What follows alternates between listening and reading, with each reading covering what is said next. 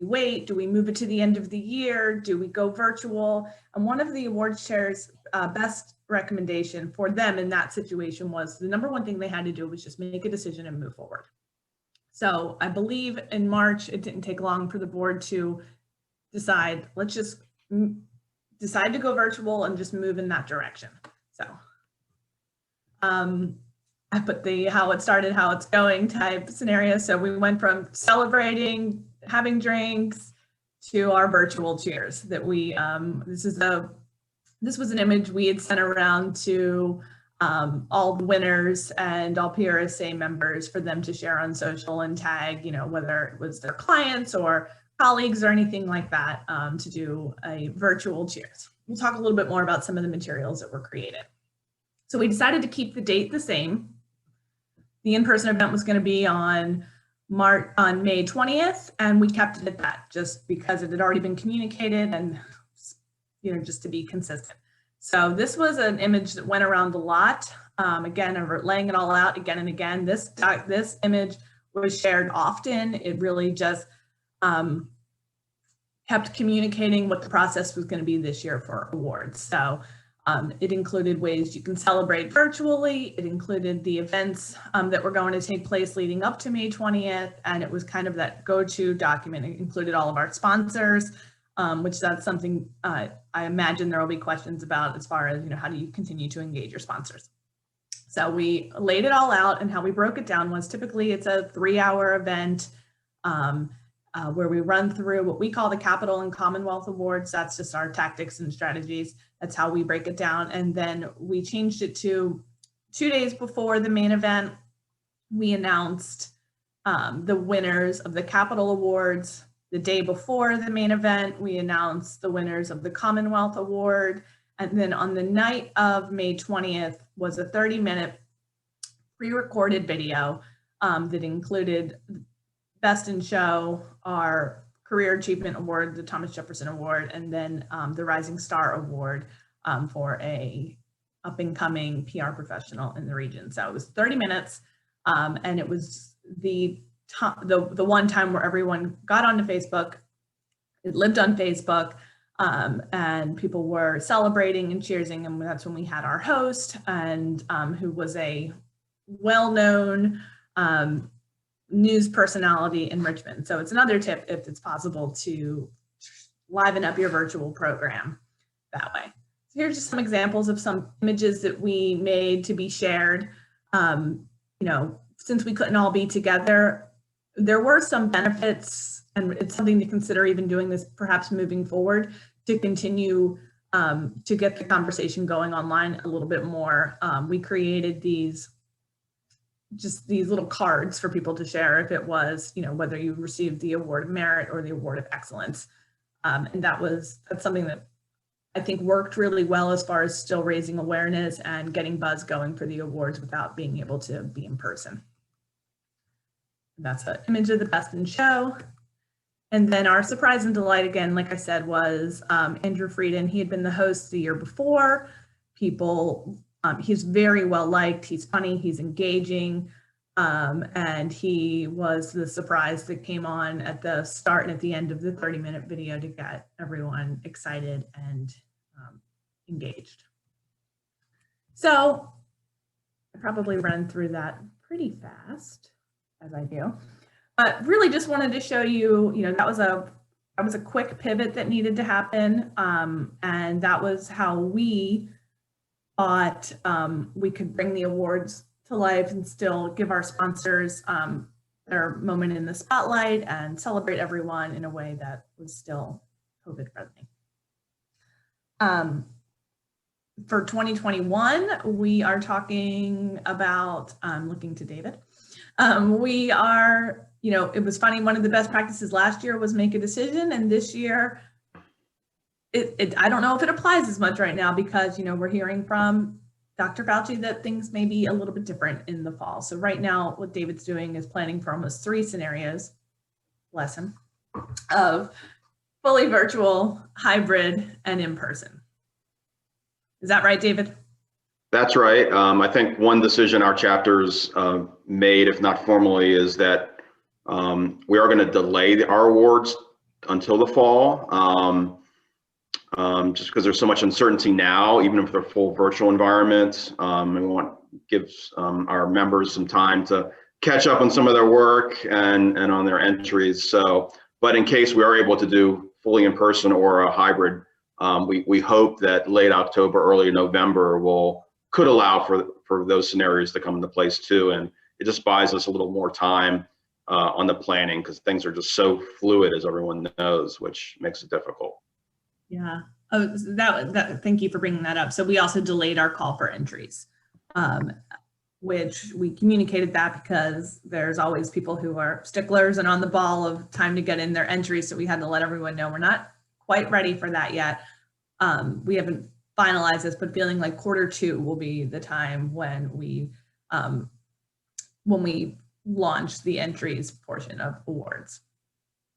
So I don't want to keep going without maybe Brad jumping in or questions asked. Brad and I just thought this could really just be a conversation, asking questions, sharing insights, but also just kind of group talk. Thanks, Lindsay. I'll share a little bit about the Tri-Cities chapter. We've always tended to be a little smaller scale than some of these larger chapters, but over the last couple of years, we've elevated the degree of the awards programming. We used to not charge, then we charged. We moved it from a free venue to a paid venue, gave it a little more class, a little more lean-in experience. And we had not yet activated the awards program last year and wanted to wait and see how things played out to see if there was even an appetite for awards. And when it was clear by the summer that there was, we decided to plan something in the fall. And having looked at what some of the other chapters were doing, which was very much a sit back and watch experience, watching a virtual awards programming unfold with an MC and the revealing of the announcers. I wanted something more of a lean-in experience, because we do a lot of staring at boxes and cameras all day, but let's do something where there's a pace to it, where there's an interactive element to it. And so we scheduled it in late October. So we ended up having a Halloween contest as part of the Zoom call, so that there was that piece of interactivity. We also typically do a trivia night social as part of the chapter's programming, and we incorporated that. So we mixed in some awards, but there were things you had to do as well. So we would send people off, break them out into teams of 4 into a breakout room with a set of trivia questions, and then bring them back and award some prizes. Again, creating a more lean-in interactive experience that you had to pay attention to because you had a role to play, as opposed to just sitting and watching one award be revealed right after the next. This year, I think we're crossing our fingers and keeping it in the fall, with the hopes that we may be able to have a in-person experience by that time. I'm a little reticent. I didn't quite buy in completely on that, because as I think about, if you think about the great work that was done in March of 2020, it will have been potentially a year and a half since that work was done that you are documenting it and being awarded for. And that just seems like a really long window to put some energy and memories around what you did in the spring of 2020, if your awards are in the fall. So, but that's the way we're leaning now, really kind of keeping our options open depending on how things play out. And Brad, what about the amazing video that you did? We'll get to that, Andrea. I did not want to completely. You got to save something. You got to put the shark in the last reel. Okay, good. Yeah, but we also had some fun, and having watched some chapter awards programming, it was very studious, it was very sophisticated, but it wasn't very interesting to watch. And so I'll share some examples as we get closer here of how I tried to make it interesting and memorable to watch. A couple of things in talking with Lindsay, as you think about what you're going to do with your awards programming. One, think about what your goals are. What is it you want to do beyond just recognizing the work? For a lot of chapters, there is the fundraising element. And I know I've seen a lot of free award ceremonies. I know the Dallas chapter charged $20 a head to get access to the Zoom link so they could watch, and framing it as, look, this is a fundraiser. This organization, there will be a time when we're able to do stuff, and we can't just not have that income coming in. So we ask that you make this small contribution to the chapter with the perk of having the exclusive access to the award ceremony. But that's certainly one approach. The other thing, it gets right to the heart of communication. It's know your audience and understand what it is that they expect from an award circumstance. Lindsay, I think you can talk a little bit more about this, but are they expecting a more social thing where it's just let's talk and share because we want to talk and share because we can't be around people anymore? Or do they want something that's a little higher brow, that's much more sophisticated and feels like an award ceremony? You all know your chapters better than anybody, and understanding what it is they want from that experience. Maybe they want somebody to come out and read all the names in 5 minutes and that's it. Or maybe they want something more entertaining. So understanding what their expectations are, what their desires are, because sitting through a 90-minute Facebook stream or a 90-minute Zoom call and watching one reveal after another, some may want that. I don't think that personally that flies too much and is not memorable. But again, understand what your chapter members' expectations are.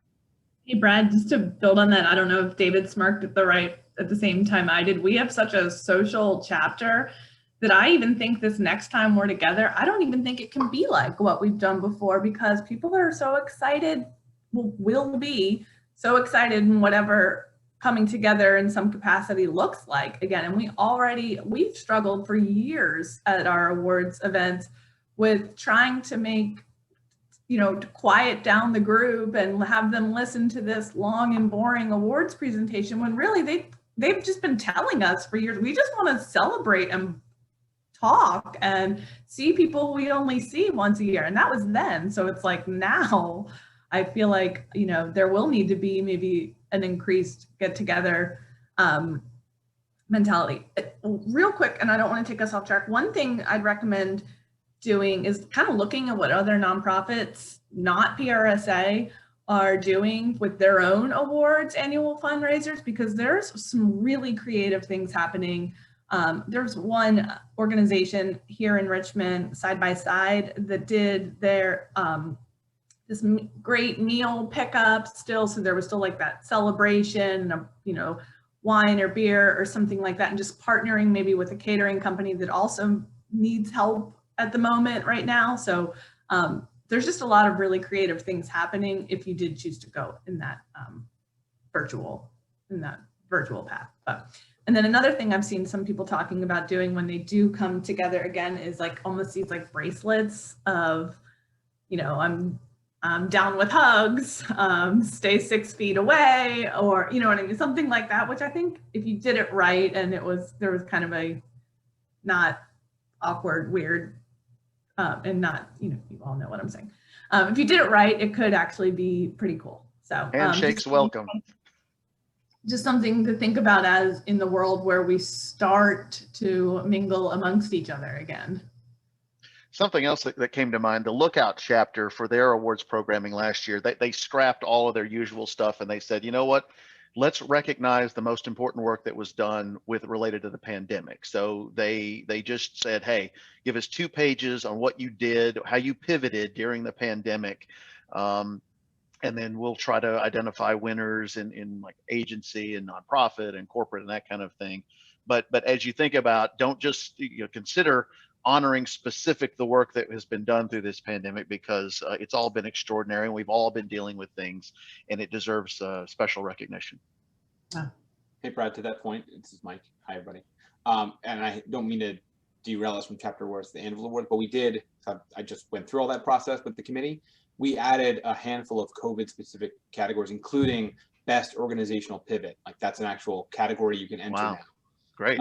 As well as best healthier campaign, and then other COVID related kind of sub entries. Because like every chapter nationally is going to struggle. What the heck did anybody do this year to enter an award, right? So we want to give opportunity for people to put their stuff in, and we were all focused on in most cases, the similar things. So there's so revisiting the call for entries is a good point.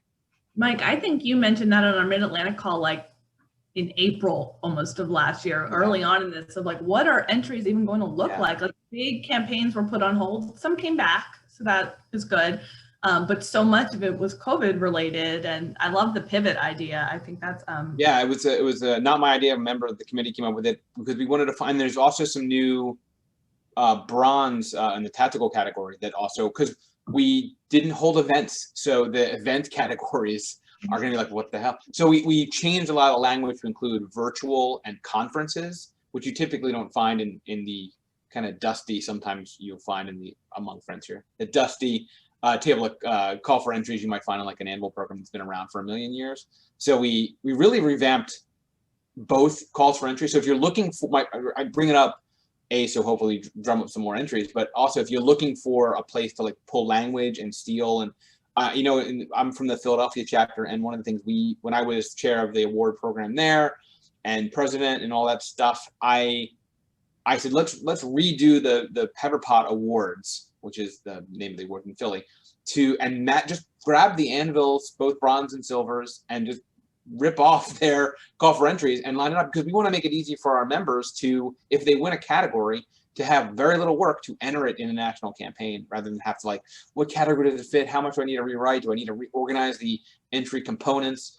All that stuff. So it's really turnkey. We try to do that in Philly. So, and now I just threw them for a loop because we changed the anvils, but everyone should, I recommend kind of go look to see some of the changes we make. So if you want to grab some of some of that language, again, and that also to the DE&I point earlier, we worked with the National DE&I Committee to fine tune the description of the entry of the category rather.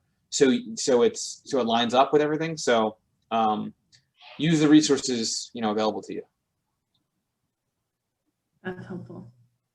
We'll definitely be looking at those. What else would be helpful for everyone? Like, do we want to? You guys tell us what would be helpful to. I have one other quick thing. I attended a couple different chapters, since most of them were virtual this year, award programs just to get some of the lay of the land. Lindsay, I didn't attend yours, but boy, I wish I did. And I know I can say it that the Mid-Atlantic District chapters, a lot of them heard what Lindsay and her chapter was doing, and then all basically played copycat to try to get their award programs going. Anyway, I attended one program for a chapter that will remain unnamed that was pretty much a disaster.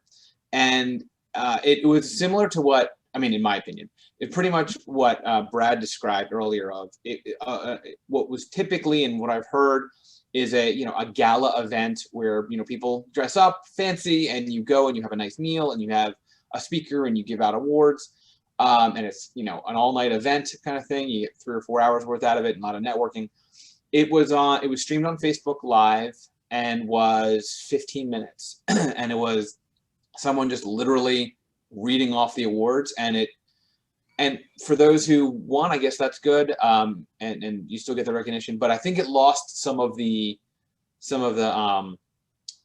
class is a tough word. I don't mean like some of the regalness that these award programs deserve. And we don't often get a lot of accolades for the work we do from our clients, from our bosses, and whatever. So this is a place to show off. I know if I was a part of that program and I had entered awards, I would be thankful I didn't invite clients to it, kind of moment. So as much as we have to adapt, and we may still need to adapt, especially award programs that are earlier in the year than later, although I'm still hesitant about the fall, we'll see. My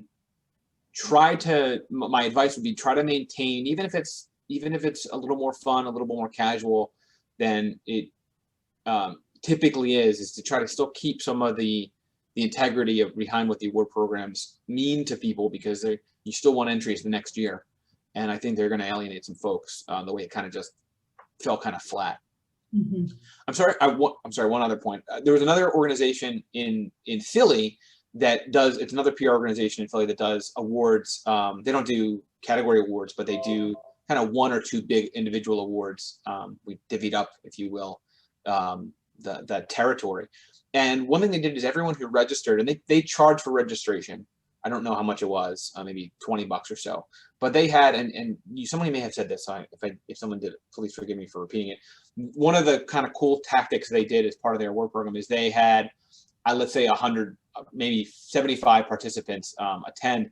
And they had arranged for that night, every one of those participants to get delivered a little snack pack.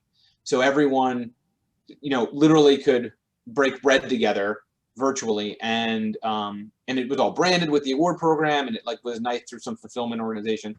I'm sure it cost them a couple bucks, but it was an investment in, again, I think bringing some intention to the awards rather than just another Zoom meeting we got to get through. So that might be a little kind of cool tactic. I don't know. Did you try that? Did somebody do that? I feel like I heard somebody. No, we didn't, and also we almost had no time. But yeah, other nonprofits I feel like have been doing that, and it's such a good idea. And now there's these, again, I think Terry just mentioned it's a great way to help the local restaurants. Sure. And now restaurants have figured this out by this point in the pandemic. Like our agency has been doing, we've done a wine tasting with a local wine shop, and like they dropped everything off at all of our houses, and we just had to hop online and taste some wine. So they're getting we're getting more creative, and I think like industries are catching up to those ideas too. Yeah, so. A couple before. Brett, I have no idea how long this breakout session is for. I'm kind of. We got another 15, 20 minutes or so. I'm like, is it in 1 minute? So I can take it down a notch then and not try to squeeze everything in. Someone else had ideas if you're going to go the virtual path of giveaways, which without it sounding like tchotchke or cheesy. But like ways to like keep people engaged, and like if maybe it's a local businesses, maybe something like that. Maybe taking some of the budget and putting it towards just little giveaways or raffles or something that'll keep people excited. They also talked about looking back. While the chat was really positive and uplifting and really cheering everyone on throughout the awards program, that 30-minute awards program, looking back, they were like, there would maybe even be a way to take it up a notch a little bit, in the sense of if they're like a chat moderator or like a hype person, they're like kind of like leading the conversation, or so that was a fun idea. And then another, we partnered with a video production company to help produce and edit the 30-minute video, and they all felt like that was really just like such a great investment. We did it pre-recorded. It was really polished looking.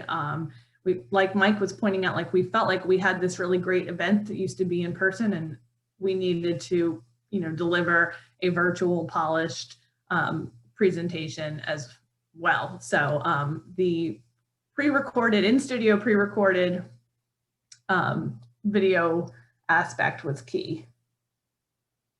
And then if it's possible, securing an influencer or media personality or something like that to maybe bring that along with their expertise. Now, Brad and his former TV reporter days, I think he's an asset to that chapter to be able to hop in and kind of take on that role. But for those of us who don't have that, any engaging media members is always a good idea. Any other questions? And we can just open it up. Lindsay, so you had a 30-minute recorded piece, so that was the announcement. Then did you do anything around that with Zoom or Facebook Live to talk to people or network? So there was no networking. We kind of left that to more social networking the days leading up, and just sharing the images of awards for Capital and Commonwealth.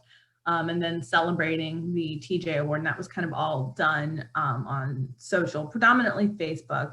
And then there was the live, or I guess it wasn't live, but at 7 o'clock we dropped the video on Facebook Live, and that's where it lived. And also, I mean, again, we're talking about these learnings that some of them are gonna stick around. It's kind of cool now that lives forever on the page. And I just even watched it again this morning, and I can share it with the group as well, of just, that's something we were never really doing before. Or these images, it's such a simple thing to create and share, or the virtual cheers or anything like that, but it never really occurred to us before to do that before now. And that's something that I think is kind of evergreen. So we would love to see that.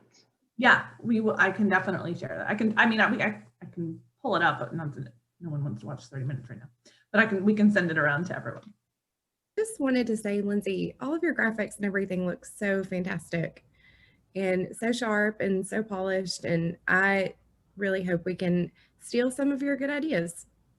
Thanks. I cannot take an ounce of credit for any of that, but every year somehow we end up with a graphic design partner, and it's usually in kind, or there's just some savvy person on the board who, in addition to being a PR star, is also a design star. I didn't pick up that skill set along my journey. But yeah, there's always, we've gotten lucky, and especially last year's images, we were all really happy with them. Yeah, we in Philly, when I was more involved with the local award program, we had a handful of agencies in town that we kind of pass around the baton to do the graphic design for, and give them in-kind sponsorship to handle the design work around the brand of whatever. They've now established kind of a brand that they use every year, the same thing, but it used to be a different theme every year, and they pass it around, and in some ways it was a bit of a competition between the different agencies that had design capabilities to kind of show off each year. So we just traded it for what would have been a mid-level sponsorship, so they get a lot of recognition for it.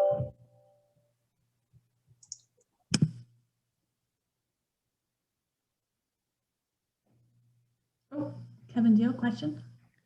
Yeah, I'm curious. We don't do awards in Alabama. I feel like every few years we kind of discuss it, like, should we try it, that kind of thing.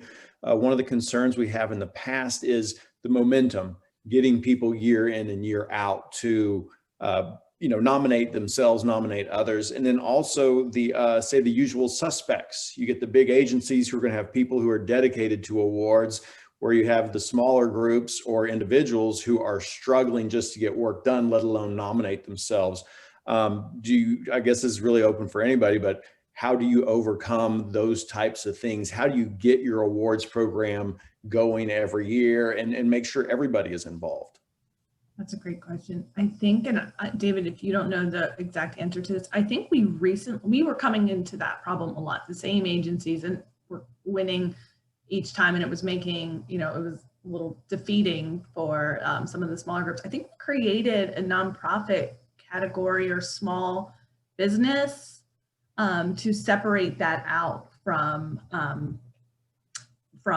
just, the bigger budgets, the bigger teams, more resources, all of that, because it was starting, starting to really show its head that, oh, okay, this isn't exactly fair for everyone. We also did that, I believe, with the media relations category, because the big agencies with these national campaigns were just cleaning up every time, when really great local work was happening from a media relations standpoint, and it just couldn't break through the clutter. So we broke it down to, we turned it into 3 categories, I think, of national, regional, and local, or maybe regional, local stayed together, but just to be able to celebrate both of those, because obviously, if you're getting the Today Show and, the Wall Street Journal and all of that, like, that's gonna, because we're all judged by another chapter. So it's like, of course, that's gonna jump out and sound amazing. But, this nonprofit could have done a rock star job from a local level, and that just doesn't rise to the top. David, anything to add on that? I think you covered it. I mean, I think we kind of looked at the categories and tried to expand them and cater them to the non-large agency community, and I think it was pretty successful. Kind of related to that, and something we were discussing earlier about the COVID categories. I'm definitely, this kind of conversation that Lindsay and I have had, and others in the chapter, and my concern with the COVID category, I'm curious what other folks who've gone that route or going that route have come across, is if everyone pivoted and did a lot of COVID work this past year and wanted to get that work recognized, would everyone flood that category with entries, and there's only so many winners and the other categories get ignored? So kind of finding that balance, that's been a concern of mine. I definitely like the language, kind of won me over a little bit with the organizational pivot. And then also just thinking about, virtual categories that's in the spirit of the COVID environment, but could really be an opportunity, but kind of find that balance that you're not just having pure COVID entries at the, causing folks not even to submit entries to the traditional categories. I wonder if it'll be a messaging thing for some chapters, the way that we kind of a couple of years ago started promoting, which categories never get entries. So like if you have work here, like not to be like the competition's a little slimmer, but we would never really get anything for brochures or PSA. PSA is probably not the best example, but some of the ones that, we look back on the data. So also if we did do the COVID awards, just like that constant, the COVID awards, if we did do that category, just messaging, reminding of the other categories as well, where competition could be a little slimmer. Kevin, I'm also wondering if this is the year, maybe not this year, but like as far as now that there are examples of virtual awards, it's like can Alabama kind of dip their toe in the water a little bit by trying the virtual platform versus, jumping into an investment like a big event or something like that? I think as well, it's how you set up your judging mechanics. I mean, to me, we have a set of standards, and each award is judged against the standards, not against the other awards. So if 4 entries are all excellent and meet the standard, then you can have that many, and it's not weighted necessarily. The example you gave of media relations, where you get on the Today Show versus the local newspaper. If the person who did the local newspaper did the work and demonstrated the RPI process in an excellent fashion, that work is just as worthy of getting an excellent award as the big agency work. Mm-hmm. Right. Yeah, I would just offer, if you need a place to start, I think every chapter here and I'm sure chapters in your district and others would be happy to share, calls for entries and award category descriptions and all the things. 5-minute warning, red alert. So, and again, the anvils could be a resource for you to take a look at what the standardized awards are. And one other quick point to David's point earlier about everyone entering COVID, we were worried about that on a national level. Imagine, what are the anvils going to look like? So crisis communication used to be a category, and now it has 11 subcategories for this year, because we wanted to break out nonprofit, business, government. We have a pro bono. We really try to give the variety of places. So yeah, we're probably going to give a whole bunch of more awards that are related to COVID this year than we would obviously any other year. And we may not give awards in some of the categories that might not get entries this year or as many. So it is really a balance. But we weighed the notion of, well, we don't want to just completely change everything because of this and set a new precedent. We're like, no, throw it out the window. We need to do something differently this year. We can always go back. These hopefully are 1-year categories, and we're back to more traditional categories next year. So don't be shy to kind of rip it up and put it back together. Yeah, thanks everyone. Great answers. Other questions?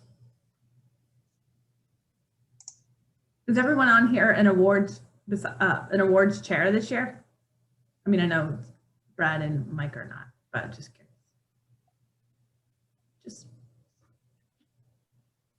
Has anyone already been an awards chair? I'm none of those things, but I'm a chapter president and trying to help a new awards committee. And this is so helpful. Okay, that's great. Thank you, Lee. And I want to brag on Lee with the Nashville chapter. I think last year they did what Mike suggested, and they looked at the silver anvil and bronze anvil and tried to make the categories similar.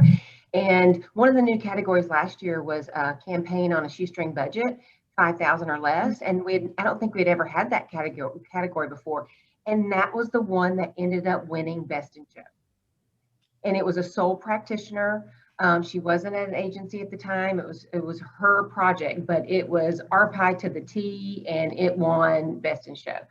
So that's a great way to look at those silver anvil and bronze anvil, and a great way, Kevin, for your chapter to get those smaller campaigns that are still so extraordinary to have a chance to win. Yeah, we really gave it a once over this year. We even added a TikTok engagement bronze. So trying to stay on the cutting edge. And we took out a couple that were not MySpace, but some ancient ones that needed to go. Put it that way. Alta Vista. Yeah, I think we cut a lot of the concept of like best newsroom kind of concepts that were like really popular a decade ago, but not entered to Lindsay's point earlier, like promoting categories that don't get entries. And then we just said it needed a fresh coat of paint. Yeah, I don't think it's too long ago that we got rid of best VNR, video news release. I'm like, woof. When's the last time someone did that? Now, what are y'all's typical entry fees? I'm guessing it's not standard, but what do you generally charge for an entry fee? Andrew? Oh, sorry. I was going to ask Andrea what I think ours is 175. I think it's 75 for early and 100 for late, right? Right. That's right. Yeah, I think we are 175 for early, 195 for late, and then there's another variance of members versus non-members. Is that right, David? Yes. Gosh, we need to go up on ours, or maybe I'm remembering it wrongly. You may have been right. Well, I can tell you, our agency More, but I could be misspeaking. But it is different for members and non-members. Philly's in the same bulk, right in the middle there, somewhere around 100, 150. so many. I mean, for us, for me, my job at an agency, we do everything. It's all being submitted at 11 o'clock on the night of the deadline, paying the late fees, paying that. So yep, we're one of those groups. Yeah, and some years we do the shotgun approach. We enter 15 entries to see how many we can take home, and then we take a year off and do only one or two. We've done that, yes. Yeah, definitely go up on your late fees because take advantage of that. Yeah. I do have a question that we've always struggled with, where we have an agency and one person in that agency is a member, and they are the person who enters, and yet their work is the things that come in under their name are clearly the work of other people. We haven't quite figured out how to encourage the membership so that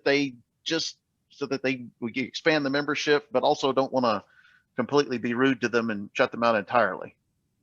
Right, that is hard. And that happens in Richmond a lot as well. I've never really thought about it that way, but it's like if all of these teams are submitting, it sounds like the membership can be increased. But for us, I think at the big agency I'm thinking of, there are a lot of members. But I do know, even at my agents, at the agency I'm at now, there's account managers who submit work through me. So I'm also guilty. Yeah, I would just take the entries, Brad. That's my advice. Let the membership committee worry about trying to attract more members.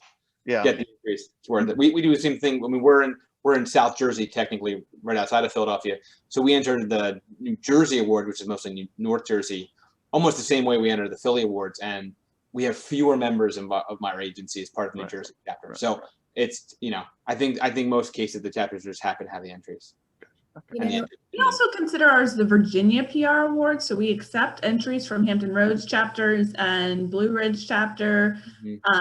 And on occasion, I think a couple of years ago, like a Roanoke agency or a Roanoke company won our Best in Show, which was a little like that's fair, that's the process, but also a little strange to be celebrating a organization 3 hours away from Richmond. So I can tell my chapter members in Virginia that to send them your way, huh?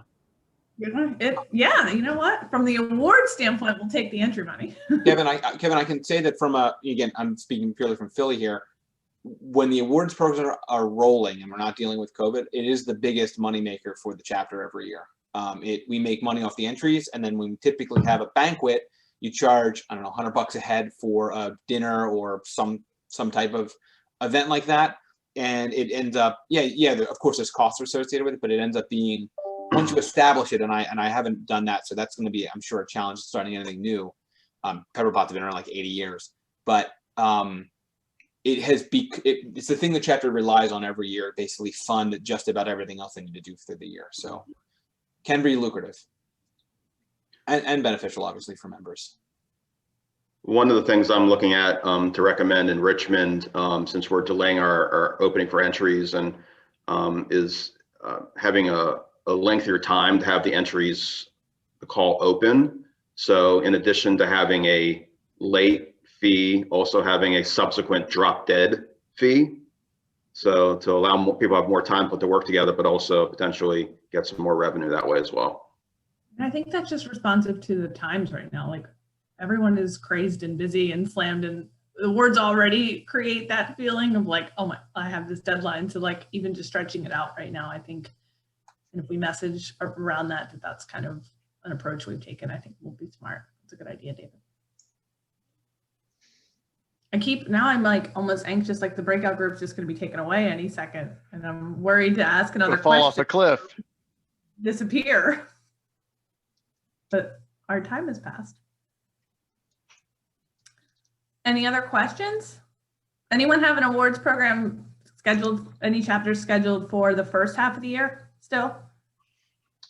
So our program is typically in April, and our call for entries comes out in the first half of January, so like next week. And we were able to push it and stay within the contract for our venue to push until April of this year. So we're having conversations about how this is going to work, and hopefully they'll let us push again until the fall, but we've already essentially paid for this year, last year, using last year's funds. And I'll echo what Mike said. It's definitely by far our biggest revenue generator. So we'll figure it out one day at a time, right? They're flexible with you guys. I hope they will be too. I think they will be. They've been kind so far. Fingers crossed. Any others planning or hope, like Richmond, like fingers crossed we can have some hybrid in-person event in the fall? I don't know if we're being too, I don't know if we're being too optimistic. I think they've already started the other. We're all just stuck here forever, I guess. Maybe we're going to be picked off one by one. Yeah, they're slowly. Thanos is going to snap us, and it's just going to Or they're asking for tribute. Mine has a leave room in the bottom corner. I'll try that if I don't see anyone ever again. It was good. Yeah. Thank you, Kevin. Thank you. Send help, Kevin. Yes, I know it feels like We're being picked off one by one. Here we go. awards team. We're being sorted. Thank you, Lindsay. Thank you, Lindsay. Thank you, Thank you, Brad. Brad. Thank you, Mike. Thanks, everyone. Thanks, David. Lindsay, I'll send you something to laugh at. Okay.